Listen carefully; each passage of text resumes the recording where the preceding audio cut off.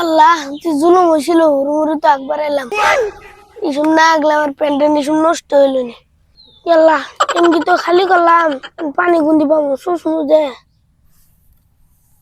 আল্লাহ এখানে তো কোনো পানি না, ওই খেতে মনে পানি চাই দেখি। তাও বলা আজকে বৃষ্টিটা হয়েছে, কোন কিছু দিলাম কিরা আমিনুর উন্দি কি করস? কাকা। ওই যে আমার সোনার আংটিটা পানির মধ্যে পড়ে হারাই গেছে, আর তাই খুঁজলাম। এ কি কস এত দামি আংটি? হ্যাঁ কি কস রে?